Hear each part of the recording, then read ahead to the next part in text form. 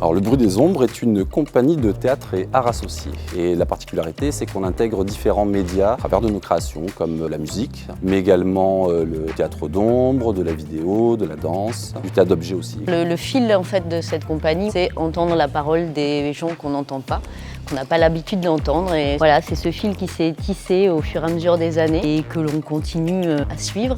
Et aussi la particularité, c'est qu'on a une structure autonome, ce qui nous permet d'aller au plus près de tous les publics et de jouer dans des lieux qui ne sont pas dédiés forcément au théâtre, afin d'amener les spectacles pour le jeune public au plus près des écoles qui n'ont pas forcément de lieux proches. Voilà, ça aussi c'est un fil en tout cas de notre compagnie qu'on a envie de suivre.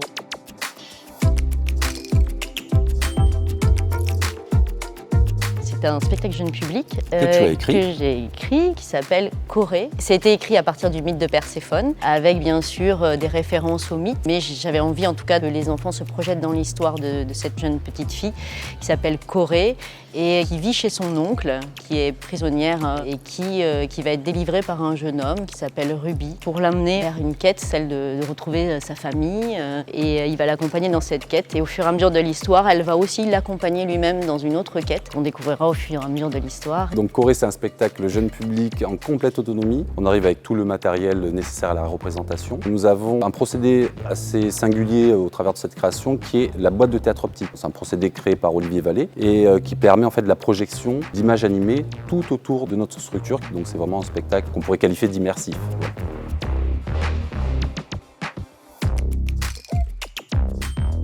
Audradec, qui est un centre de création pour la marionnette. Nous avons également le centre culturel de Sarlat, théâtre de Gascogne dans les Landes, l'espace d'Albret de Nérac et le théâtre du Cournot d'Agen. L'Ohara, la région Nouvelle-Aquitaine, la Dami, le département de Lot-et-Garonne et la DRAC. On a eu un accueil en résidence donc à Audradec qui a eu lieu déjà l'année dernière. Ensuite, nous sommes allés à la Max et ensuite on a d'autres partenaires en résidence comme le lieu Chantier Théâtre chez Florence Lavaux. On aura aussi à Nérac, le centre culturel de Sarlat, à Lezé. Sur Corée, on a eu la chance de travailler avec un instrument qui est assez rare, qui est le cristal bâché. On avait évoqué cet instrument et l'équipe de la Max nous a dit qu'ils avaient un cristal bâché. Donc sur cette création, on a pu enregistrer des sons sur un cristal bâché. Voilà.